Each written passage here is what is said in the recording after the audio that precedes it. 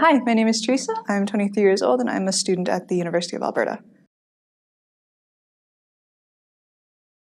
In my own experience, I have had some friends who have used cannabis before, and also just, hearing about the recent legalization and how that's been in the news, I think it's something that's very relevant and really important right now to be having these discussions. And it's something that I think we do need to investigate. There's like a lot of conflicting information out there, and just to be able to have like the best understanding of how this does affect people and their lives, I think is relevant to everybody. And I think even if you're not necessarily someone who uses, that you will probably know someone who does. So being able to just do the best job of supporting them, and as well as perhaps for your own information.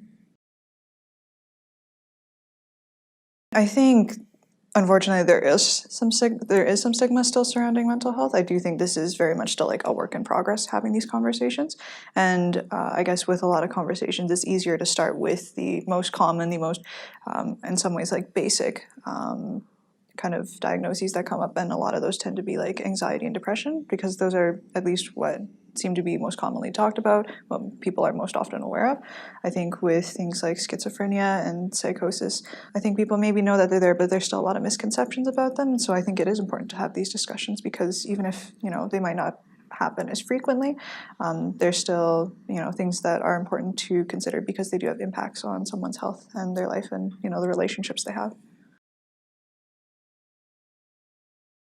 There's this really good quote that I've heard that definitely sums this up very well, but it's nothing about us without us.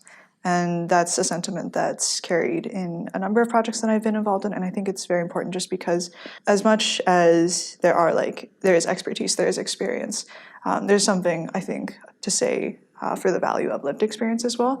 And that as much as you can try and come at it from information and textbooks and literature and research, how it translates into reality and how it is experienced by people is very important to consider as well, especially if you're designing something for that group. You want to make sure that it is best designed to accommodate what the needs of the group are, and to do the best job of serving them.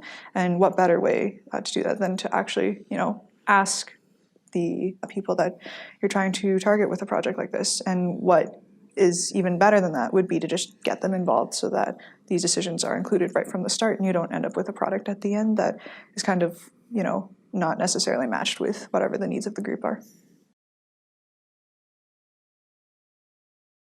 I think it's natural to be curious about a lot of things, but I think it's important that that curiosity is followed through with knowledge and understanding.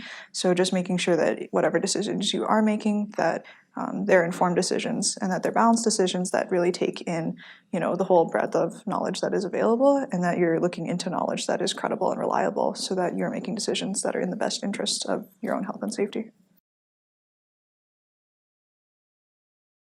Ultimately, at least from my perspective, the individual's health and safety is the most important thing.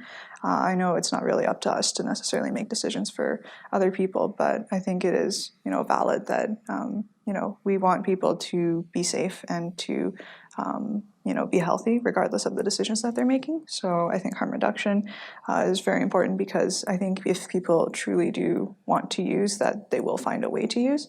So what can we do instead to make sure that it's minimizing the potential risk and consequences that could come with that decision? And if they do investigate and they do decide to change their mind for whatever's healthier for them, then that's fair. But it's not necessarily up to for us to decide that what's best for me is what's best for you. And yeah, I think as long as their health and safety is a priority, and they're doing a good job to take care of that and make sure they're informed about their decisions, then it's not necessarily up for me to be deciding what's best for someone else.